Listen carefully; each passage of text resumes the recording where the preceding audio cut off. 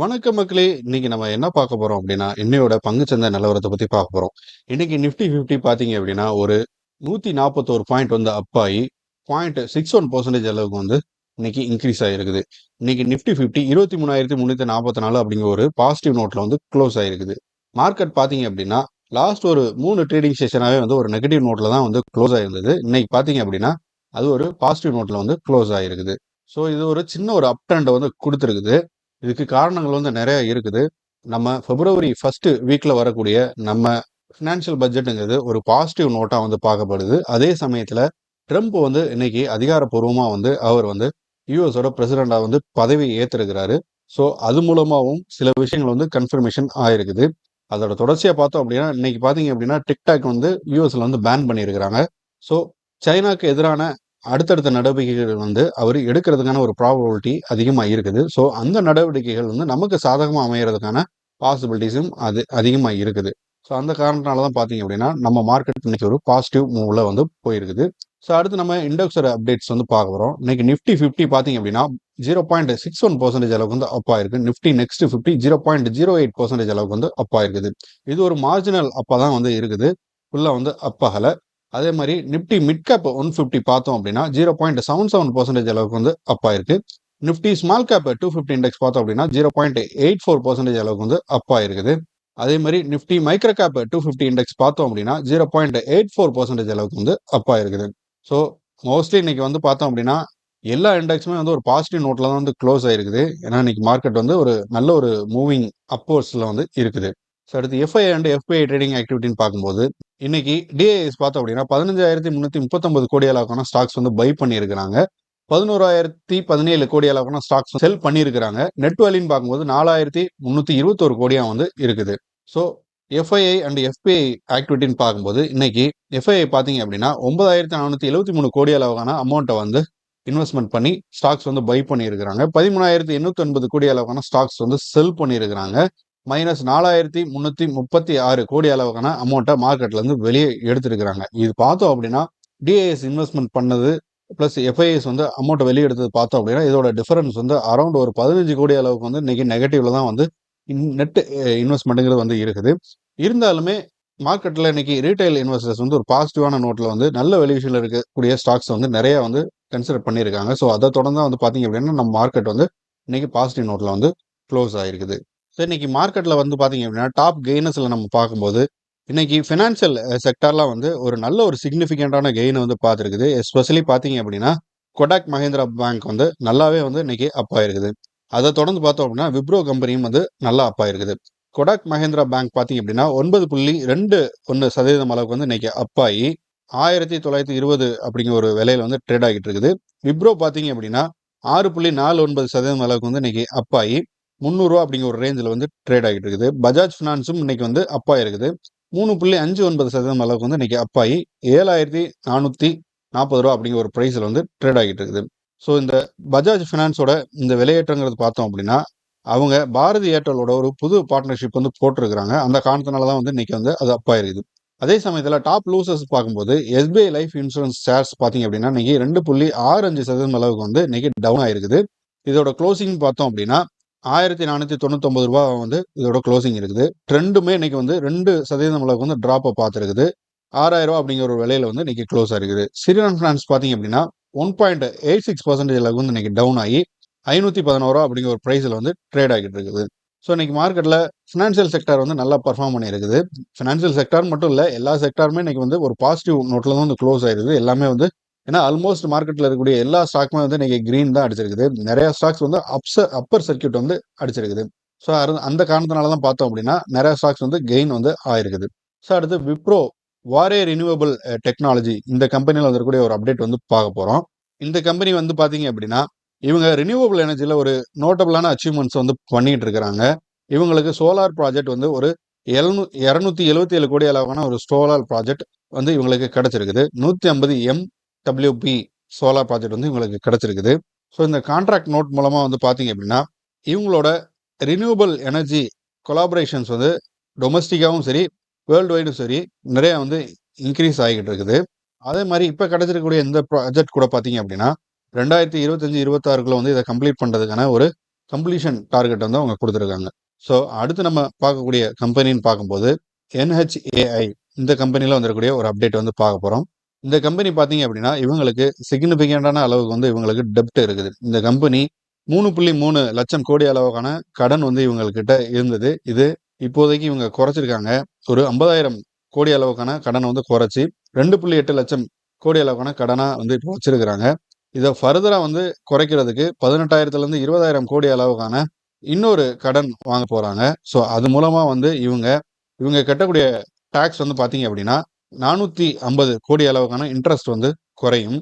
So, இது ஃபர்தரா பார்த்தீங்க அப்படின்னா, இவங்க இந்த வரக்கூடிய வருடங்கள்ல என்ன பிளான் பண்ணியிருக்கிறாங்க அப்படின்னா, 1,00,000 கோடி அளவுக்கு கீழ வந்து கடன குறைக்கிறதுக்கான ஒரு பிளான் வந்து இவங்க பண்ணியிருக்கிறாங்க. ஸோ, கவர்ன்மெண்ட் வந்து மெயினா என்ன எய்ம் பண்றாங்க அப்படின்னா, பப்ளிக் பிரைவேட் பார்ட்னர்ஷிப் அதாவது PPP அப்படிம்பாங்க. இது வந்து புரமோட் பண்ணி, இந்த ஹைவே டெவலப்மெண்ட் கம்பெனியான இந்த NHAIக்கு வந்து ஒரு 15 ரோடு ப்ராஜெக்ட் வந்து 44,000 கோடி அளவுக்கான ப்ராஜெக்ட் வந்து டெண்டர் விட போறாங்க. ஸோ, இது மூலமாவும் இவங்களோட கடன் வந்து குறையறதுக்கான ஒரு வாய்ப்பு வந்து அதிகமாவே இருக்குது. ஸோ, அடுத்து நம்ம பார்க்க போற கம்பெனி பார்த்தோம் அப்படின்னா, ஜூபிட்டர் ஹாஸ்பிட்டல்ஸ் இந்த கம்பெனி தான் வந்து நம்ம பார்க்க போறோம். ஜூபிட்டர் ஹாஸ்பிட்டல்ஸ் பார்த்தீங்க அப்படின்னா, இவங்க ஒரு புது ஹாஸ்பிட்டல் வந்து கட்டப் போறாங்க மகாராஷ்டிரால.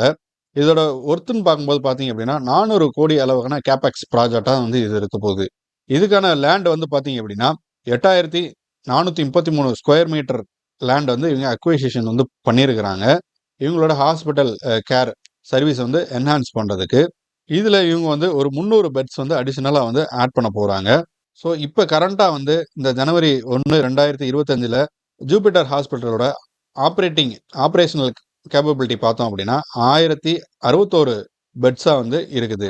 ஸோ, அடுத்து நம்ம பார்க்க போற நியூஸ் என்னன்னு பார்த்தோம் அப்படின்னா, டாடா மோட்டார்ஸ் இந்த கம்பெனில இருந்து இருக்கக்கூடிய ஒரு அப்டேட் தான் வந்து நம்ம பார்க்க போறோம். இந்த கம்பெனி வந்து பார்த்தீங்க அப்படின்னா, இன்வெஸ்ட்மென்ட் பிளஸ் வந்து டெக்னாலஜி டெவலப்மென்ட், பிராண்ட் டிரான்ஸ்மிஷன்ல இதுல தான் வந்து நெறைய வந்து ஃபோக்கஸ் பண்ணிட்டு இருக்காங்க. இன்வெஸ்ட்மென்ட் ஃபோக்கஸா பார்த்தோம் அப்படின்னா, இதுவரைக்கும் இந்த கம்பெனி வந்து அவங்களோட ஆனுவல் பட்ஜெட்ல வந்து 40% வந்து இன்னோவேஷனல் டெக்னாலஜிக்கு வந்து ஒதுக்கி இருக்கிறாங்க. அதாவது including battery electric, fuel cell electric, hydrogen ICE engines இதுக்கான ஒரு நியூ டெக்னாலஜி இன்னோவேஷனுக்கான ஒரு 40% அளவுக்கு வந்து அவங்க பட்ஜெட்ல வந்து ஒதுக்கி இருக்கிறாங்க. ஸோ, 40%னா இப்ப கரண்ட்டா அந்த கம்பெனி வந்து 2,000 கோடி அளவுக்கான ஆனுவல் பட்ஜெட் வந்து பிளான் பண்ணியிருக்கிறாங்க, ஒதுக்கி இருக்கிறாங்க. ஸோ, இதுல 40%ங்கிறத பார்த்தோம் அப்படின்னா, அரவுண்ட் ஒரு 800 கோடி அளவுக்கான இது பார்த்தீங்க அப்படின்னா, புது ப்ராடக்ட் டெவலப் பண்றதுக்கே இவங்க வந்து யூஸ் பண்ண போறாங்க. அதே சமயத்துல டெக்னாலஜி டெவலப்மென்ட்ல டாடா மோட்டார்ஸ் வந்து கரண்ட்டா வந்து EV செக்டார்ல வந்து நல்ல ஒரு ஃபுல்ஃபில்மென்ட் வந்து அடைஞ்சிருக்கிறாங்க.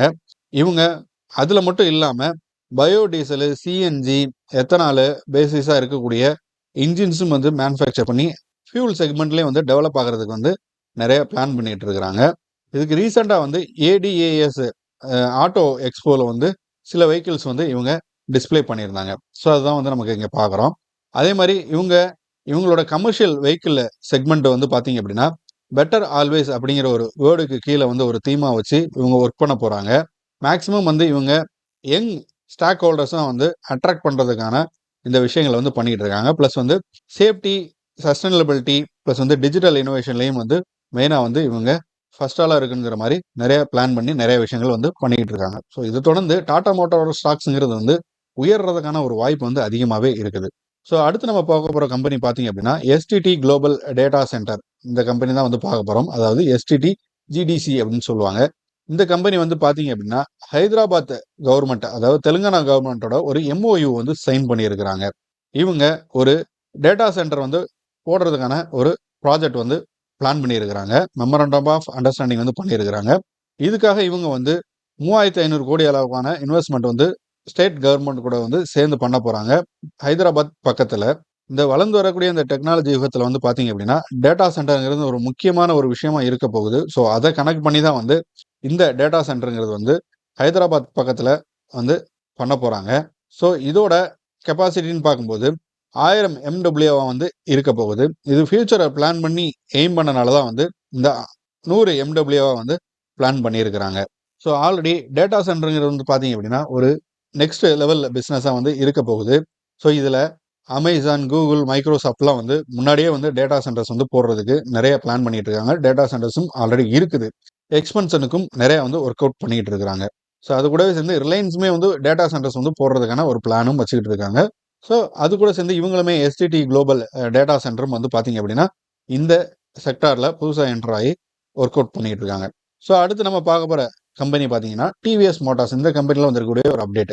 டிவிஎஸ் மோட்டார்ஸ் பார்த்தீங்க அப்படின்னா ரீசெண்டாக அவங்க வந்து டிவிஎஸ் கிங் இவி மேக்ஸ் அப்படிங்கிற ஒரு புது ஆட்டோ த்ரீ வீலர் வந்து லான்ச் பண்ணியிருக்கிறாங்க. இதோட ப்ரைஸுங்கிறது பார்த்தோம் அப்படின்னா எக்ஸ்-ஷோரூம் ப்ரைஸ் வந்து 2,95,000 வந்து இருக்க போகுது. இது முதல் கட்டமாக உத்தரப்பிரதேஷ், பீகார், ஜம்மு அண்ட் காஷ்மீர், டெல்லி, வெஸ்ட் பெங்கால் இங்கே தான் வந்து இவங்க வந்து டீலர்ஷிப் வந்து ஃபர்ஸ்ட் கட்டத்தில் வந்து ரிலீஸ் பண்ண போகிறாங்க. ஸோ இந்த வெஹிக்கிளோட டாப் ஸ்பீடுங்கிறது பார்க்கும்போது பார்த்தீங்க அப்படின்னா 60 கிலோமீட்டர் பெர் ஹவராக வந்து இருக்க போகுது. அதே மாதிரி 3.7 செகண்ட்ஸில் வந்து 0 to 30 கிலோமீட்டர்ஸ் வந்து ரீச் ஆகும். இந்த வெஹிக்கிளோட மைலேஜ்னு பார்க்கும்போது இந்த வெஹிக்கிள் சிங்கிள் சார்ஜில் 179 கிலோமீட்டர் ரேஞ்ச் வந்து கொடுக்கக்கூடியது. ஸோ இந்த மெயினாக இந்த த்ரீ வீலரை வந்து அவங்க அர்பன் டிரான்ஸ்போர்ட்டேஷனுக்கு தான் மெயினாக டார்கெட் பண்ணுறாங்க. ஸோ இந்த வெஹிக்கிள் கூடவே சேர்த்து அவங்க என்ன பண்ணுறாங்க அப்படின்னா 6 வருஷத்துக்கான ஒரு வாரண்டி, இல்லை அப்படின்னா 1,50,000 லட்சம் கிலோமீட்டருக்கான ஒரு வாரண்டியை வந்து இவங்க கொடுக்குறாங்க. ஸோ அந்த வெஹிக்கிள் இவங்க லான்ச் பண்ண ஒரு 3 வருஷத்துக்கு இவங்க வந்து ரோடு சைடு அசிஸ்ட் வந்து இவங்க பண்ணுறதுக்கு பிளான் பண்ணியிருக்கிறாங்க. ப்ளஸ் இந்த வெஹிக்கிள் கூடவே சேர்ந்து ரியல் டைம் நேவிகேஷன் ப்ளஸ் வந்து டயகனைசேஷன் வந்து இந்த வெஹிக்கிளே வந்து இன்பில்ட்டாக வச்சிருக்கிறாங்க. ஸோ இது மூலமாக வந்து பஜாஜுக்கு இவங்க வந்து நல்ல ஒரு போட்டியை கொடுக்க போகிறாங்க. அதே மாதிரி ஸ்மால் பிளேயர்ஸை வந்து ஆட்டோ அந்த மாதிரி நிறையா பேர் வந்து ஆல்ரெடி வந்து எக்ஸிஸ்டிங் ஆட்டோஸை வந்து இவி ஆட்டோஸை வந்து கன்வெர்ட் பண்ணுற ஒரு ப்ராஜெக்ட்ஸ் வந்து நிறைய பண்ணிக்கிட்டு இருக்கிறாங்க. ஸோ இது இவங்களுக்கு வந்து இது ஒரு காம்படிட்டராக தான் வந்து இருக்க போகுது. அதே சமயத்தில் சிஎன்ஜி பேஸ் பண்ணியும் வந்து நிறைய ஆட்டோஸ் வந்து ரன் ஆகிட்டு இருக்குது. ஸோ நம்ம பொறுத்திருந்து தான் பார்க்கணும் டிவிஎஸ் கம்பெனியோட இந்த நியூ லான்ச்சுங்கிறது எந்த அளவுக்கு தாக்கத்தை வந்து மார்க்கெட்டில் ஏற்படுத்த போகுது அப்படின்னு. ஸோ நம்ம இன்னைக்கு ஃபர்ஸ்ட் ட்ரேடிங் செஷனை இன்னைக்கு பார்த்தோம் அப்படின்னா நிஃப்டி 50 ஒரு பாசிட்டிவ் நோட்டில் வந்து க்ளோஸ் ஆயிருக்குது. ஸோ இந்த அப் ட்ரெண்டுங்கிறது வந்து தொடர்றதுக்கான ஒரு வாய்ப்பு வந்து இருக்குது. ஏன்னா நிறைய பேர் இன்னைக்கு வந்து பதட்டப்பட்டிருப்பாங்க. ஏன்னா மார்க்கெட்டை டவுன் ஆகிற ட்ரெண்டை பார்த்துட்டு இன்னைக்கு பார்த்தோம் அப்படின்னா அது ஃப்ரைடே ட்ரேடிங் செஷனில் எந்த அளவுக்கு டவுன் ஆனதோ அதே அளவுக்கு வந்து எல்லா ஸ்டாக்குமே வந்து இன்னைக்கு ஒரு நல்ல ஒரு அப் ட்ரெண்டை வந்து கொடுத்துருக்குது. ஸோ அப்பாகிறதுக்கான ஒரு வாய்ப்புமே இருக்குது. இருந்தாலுமே இன்னுமே வந்து எஃப்ஐஐயோட செல்லிங் ட்ரெண்டுங்கிறது வந்து இன்னுமே சேஞ்ச் ஆகலை. இன்னும் செல்லிங்கிறது கன்யூஸாக நடந்துகிட்டு தான் இருக்குது. ஸோ இன்னுமே இந்த மாசத்துல இன்னும் ஒரு 6 ட்ரேடிங் செஷன் இருக்குது. ஸோ பொறுமையாக நம்ம வெயிட் பண்ணி பார்க்கலாம் மார்க்கெட் எப்படி ரியாக்ட் ஆகும்னு. பிப்ரவரி ஃபர்ஸ்ட் வீக்கை எதிர்நோக்கி வந்து நம்ம மார்க்கெட் வந்து ஒரு சின்ன ஒரு பூமை கொடுக்கறதுக்கான ஒரு வாய்ப்பு இருக்குது. சப்போஸ் பிப்ரவரி ஃபர்ஸ்ட் வீக் இருக்கக்கூடிய அந்த ஃபினான்ஷியல் பட்ஜெட்டுங்கிறது ஏமாற்றம் அளிக்கும் பட்சத்தில் வந்து மார்க்கெட் வந்து கண்டிப்பாக வந்து இன்னும் டவுன் ஆகி 22,300 அப்படிங்கிற வந்து அதோட நெக்ஸ்ட் சப்போர்ட்டுக்கு போகிறதுக்கான ஒரு வாய்ப்பு வந்து இருக்குது. ஸோ இந்த வீடியோ உங்களுக்கு பிடிச்சிருந்தா நம்ம சேனலை சப்ஸ்கிரைப் பண்ணுங்க, ஃப்ரெண்ட்ஸ் அண்ட் ஃபேமிலிக்கு வந்து ஷேர் பண்ணுங்க. தேங்க்யூ.